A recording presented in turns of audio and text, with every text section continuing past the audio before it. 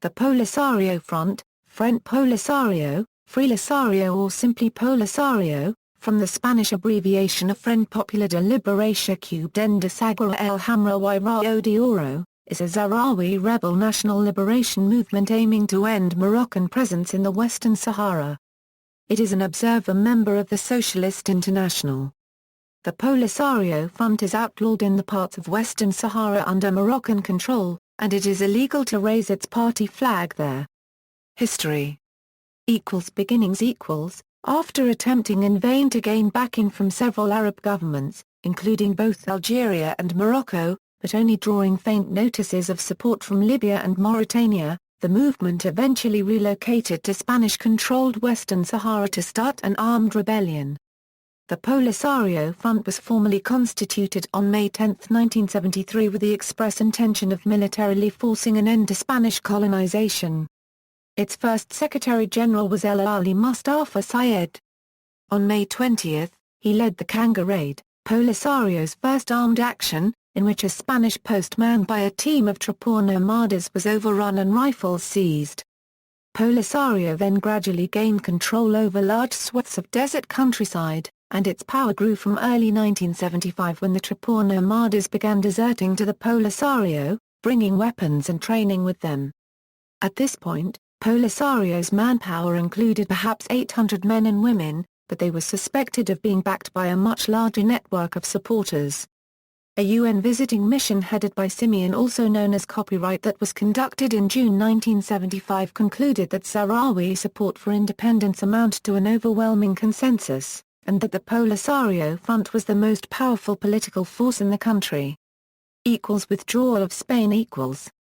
After Moroccan pressures through the Green March of November 6 and the Moroccan army previous invasion of eastern Saguía el Hamra of October 31, Spain entered negotiations that led to the signing of the Madrid Accords between Spain, Morocco and Mauritania. Upon Spain's withdrawal, and in application of the Madrid Accords in 1976, Morocco took over Saguía el Hamra while Mauritania took control of Rio de Oro. The Polisario Front proclaimed the Sahrawi Arab Democratic Republic on February 27, 1976, and waged a guerrilla war against both Morocco and Mauritania. The World Court at The Hague had issued its verdict on the former Spanish colony just weeks before, which each party interpreted as confirming its rights to the disputed territory. The Polisario kept up the guerrilla war while they simultaneously had to help guard the columns of Sahrawi refugees fleeing, but after the air bombings by the Royal Moroccan Air Force on improvised Sahrawi refugee camps in Umdriaga, Tafarati, Guelta Zamu and Angala, the front had to relocate the refugees to Tinf. For the next 2 years the movement grew tremendously as Sahrawi refugees continued flocking to the camps and Algeria and Libya supplied arms and funding. Within months, its army had expanded to several thousand armed fighters, camels were replaced by modern jeeps, and 19th-century muskets were replaced by assault rifles. The reorganized army was able to inflict severe damage through guerrilla-style hit-and-run attacks against opposing forces in Western Sahara and in Morocco and Mauritania proper. Withdrawal of Mauritania. A comprehensive peace treaty was signed on August 5, 1979, in which the new government recognized Sahrawi rights to Western Sahara and relinquished its own claims. Mauritania withdrew all its forces and would later proceed to formally recognize the Sahrawi Arab Democratic Republic, causing a massive rupture in relations with Morocco. King Hassan II of Morocco immediately claimed the area of Western Sahara evacuated by Mauritania, which was unilaterally annexed by Morocco in August 1979. Moroccan wall stalemates. The war. From the mid-1980s Morocco largely managed to keep Polisario troops off by building a huge berm or sand wall, staffed by an army, enclosing within it the economically useful parts of Western Sahara. This stalemated the war, with no side able to achieve decisive gains, but artillery strikes and sniping attacks by the Polisario continued, and Morocco was economically and politically strained by the war. Today Polisario controls the part of the Western Sahara on the east of the Moroccan Wall, comprising about a third of the territory, but this area is economically useless, heavily mined, and almost uninhabited. Ceasefire and the referendum process. A ceasefire between the Polisario Front and Morocco, monitored by MINUSO, has been in effect since September 6, 1991, on the promise of a referendum on independence the following year. However, the referendum stalled over disagreements on voter rights. Numerous attempts to restart the process seem to have failed. The Polisario has repeatedly threatened to resume hostilities if the referendum cannot be held, and claims that the current situation of neither peace nor war is unsustainable. Pressures on the leadership from the refugee population to resume fighting are apparent, but to date the ceasefire has been respected. In April 2007, the government of Morocco suggested that a self-governing entity, through the Royal Advisory Council for Saharan Affairs, should govern the territory with some degree of autonomy for Western Sahara. The project was presented to the United Nations Security Council in mid-April 2007, and quickly gained French and US support.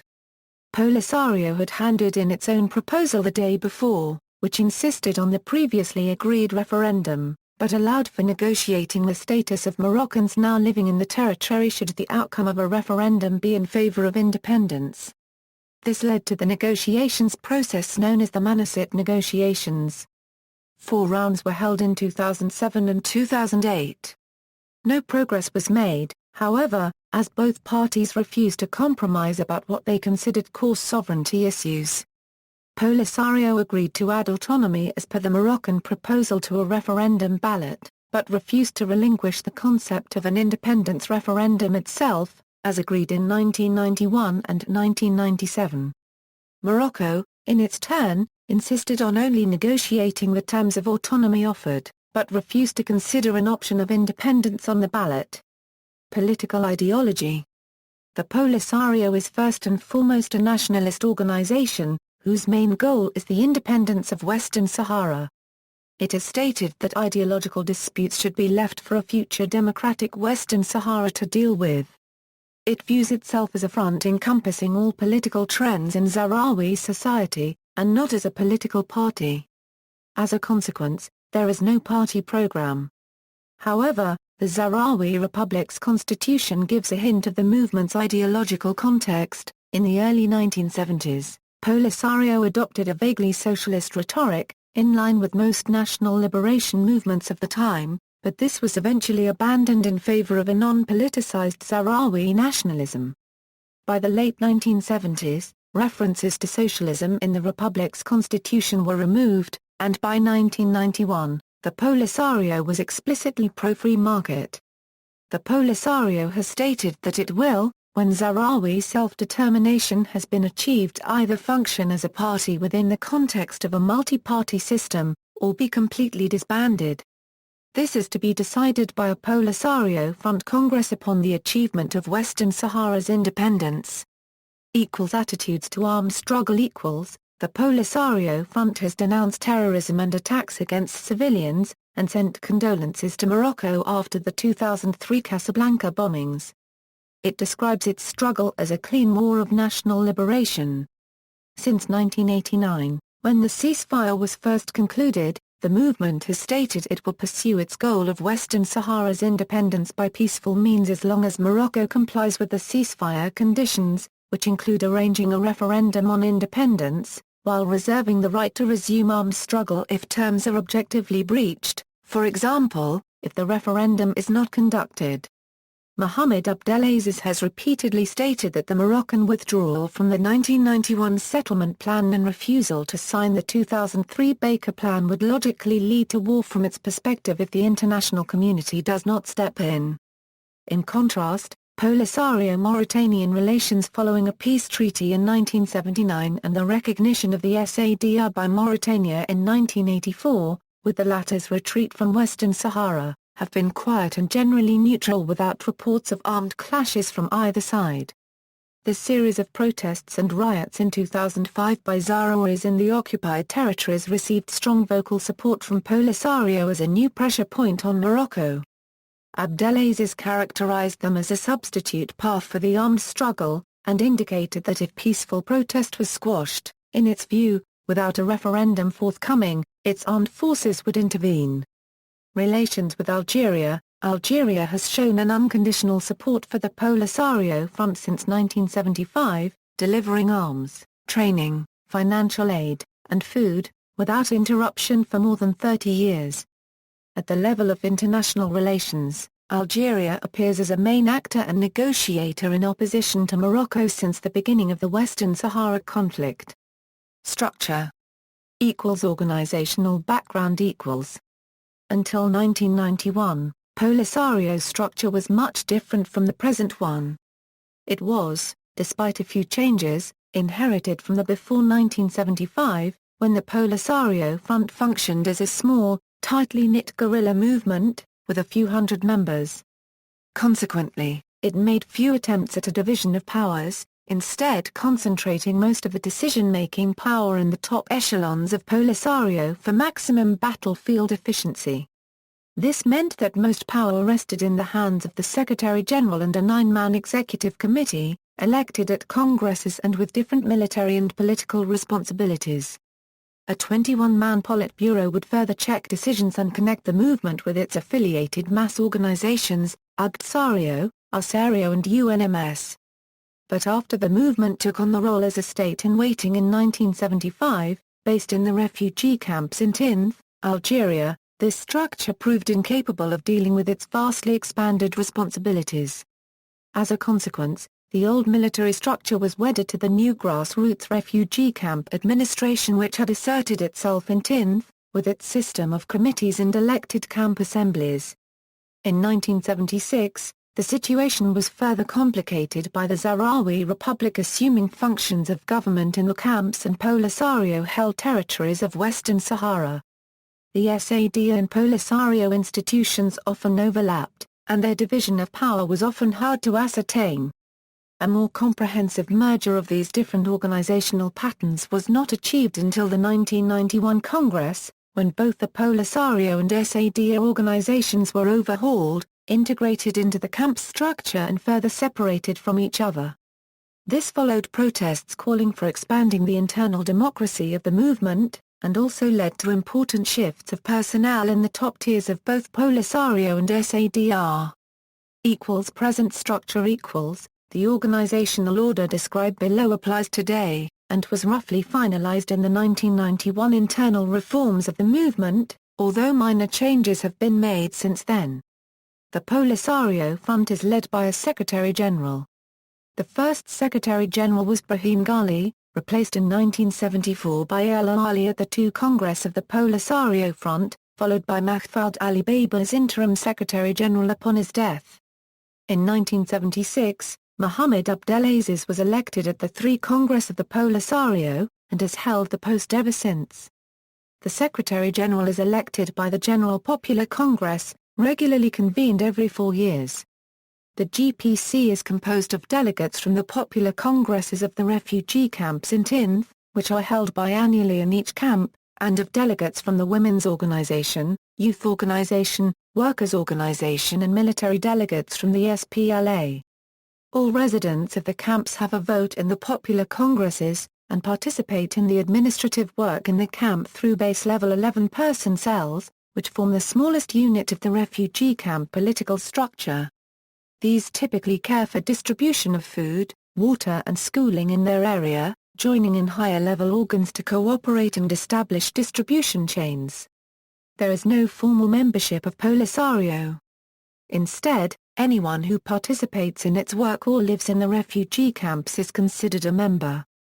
Between congresses, the supreme decision-making body is the National Secretariat, headed by the Secretary-General. The NS is elected by the GPC. It is subdivided into committees handling defense, diplomatic affairs, etc. The 2003 nanoseconds, elected at the 11th GPC in Tafaratai, Western Sahara, has 41 members. 12 of these are secret delegates from the Moroccan-controlled areas of Western Sahara. This is a shift in policy, as the Polisario traditionally confine political appointments to diaspora Sahrawis, for fear of infiltration and difficulties in communicating with Sahrawis in the Moroccan-controlled territories. It is probably intended to strengthen the movement's underground network in Moroccan-controlled Western Sahara. and link up with the rapidly growing Sahrawi civil rights activism. In 2004, an anti-ceasefire and anti-Abdelaziz opposition faction, the Front Polisario cartel Shade announced its existence, in the first break with the principle of national unity. It calls for reforms in the movement, as well as resumption of hostilities with Morocco. But it remains of little importance to the conflict, as the group had split in two factions, and Polisario has refused dialogues with it, stating that political decisions must be taken within the established political system. Armed forces: the Polisario Front has no navy or air force. The Sahrawi People's Liberation Army is the Polisario's army. Its commander-in-chief is the Secretary-General, but it is also integrated into the SADR system through the institution of a SADR Minister of Defense. The SPLA's armed units are considered to have a manpower of possibly 7,000 active soldiers today, but during the war years its strength appears to have been significantly higher, up to 20,000 men. It has a potential manpower of many times that number, since both male and female refugees in the TINF camps undergo military training at age 18. Women formed auxiliary units protecting the camps during war years. Equipment equals. When it originally began the anti-Spanish rebellion, Polisario was forced to capture its weapons individually, and transport them only by foot or camel. But the insurgents multiplied their arsenal and military sophistication after striking an alliance with Algeria in 1975.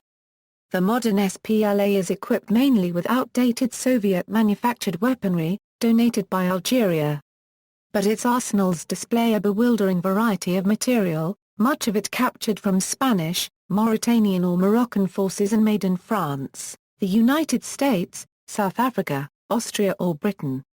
The SPLA has several armored units, composed of old tanks, somewhat more modern armored cars, infantry fighting vehicles, rocket launchers and half-tracks. Surface-to-air missiles have downed several Moroccan F-5 fighter jets, and helped compensate for the complete Moroccan control of the skies. One of the most innovative tactics of the SPLA was its early and extensive use of Land Rovers and other remodeled civilian vehicles, mounting anti-aircraft machine guns or anti-tank missiles, and using them in great numbers, to overwhelm unprepared garrisoned outposts and rapid surprise strikes. This may reflect the movement's difficulties in obtaining original military equipment, but nonetheless proved a powerful tactic. On November 3, 2005, the Polisario Front signed the Geneva Call, committing itself to a total ban on landmines, and later began to destroy its landmine stockpiles under international supervision. Morocco is one of 40 governments that have not signed the 1997 Mine Ban Treaty. Both parties have used mines extensively in the conflict, but some mine-clearing operations have been carried out under MINUSO supervision since the ceasefire agreement. Tactics The SPLA traditionally employed ASI tactics, that is, motorized surprise raids over great distances, which were inspired by the traditional camelback war parties of the Sahrawi tribes. However, after the construction of the Moroccan wall this changed into tactics more resembling conventional warfare, with a focus on artillery, snipers and other long-range attacks. In both phases of the war, SPLA units relied on superior knowledge of the terrain, speed and surprise, and on the ability to retain experienced fighters. Defections.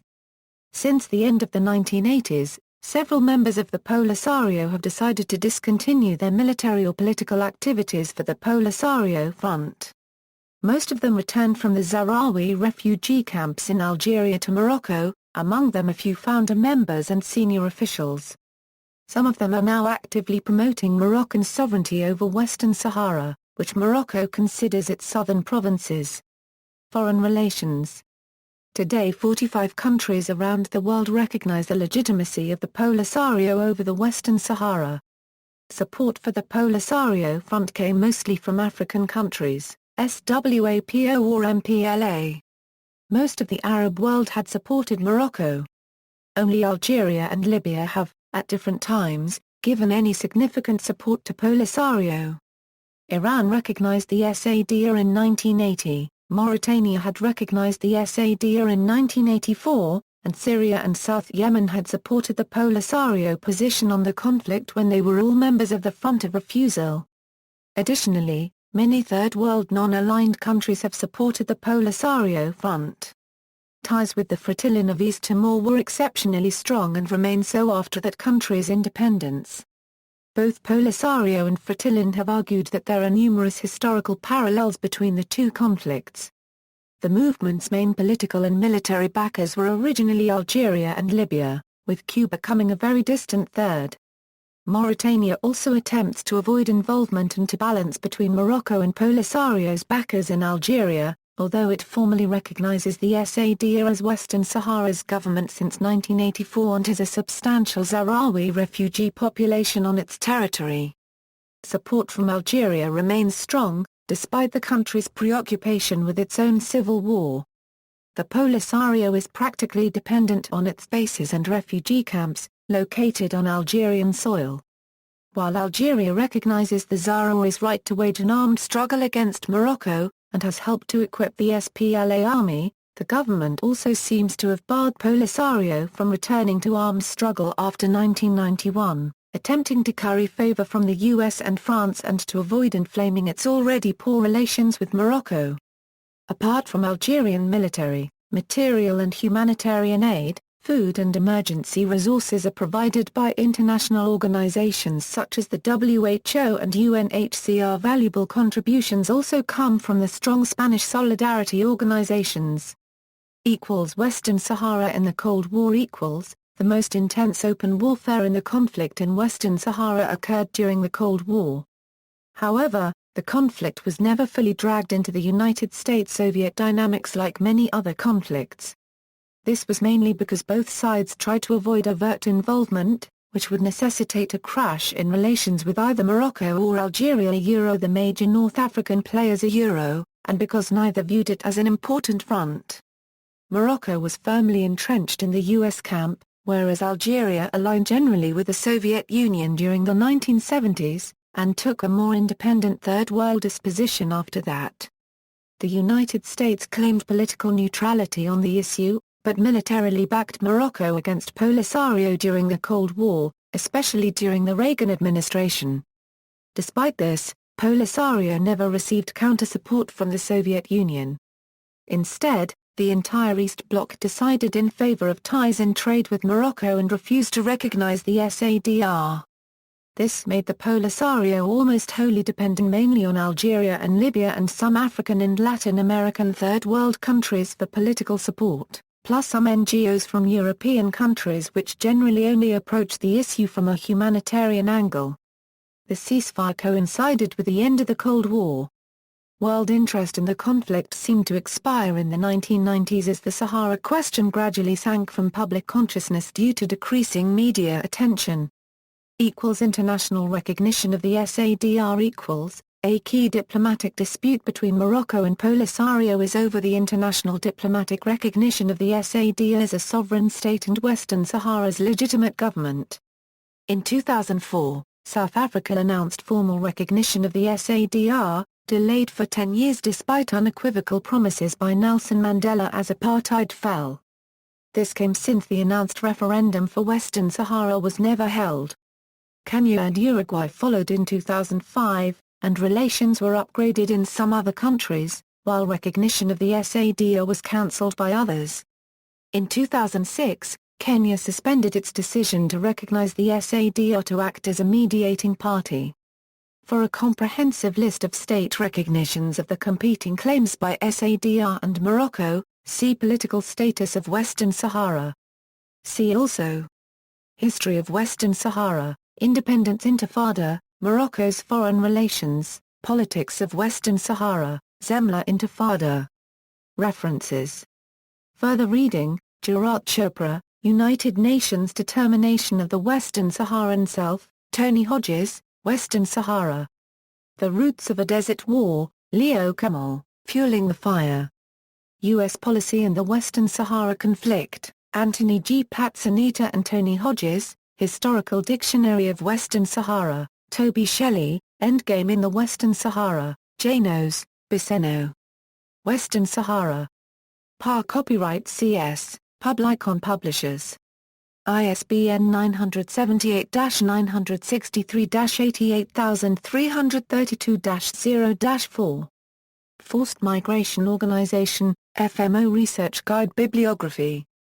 External links: the Association for a Free and Fair Referendum in Western Sahara, RASD.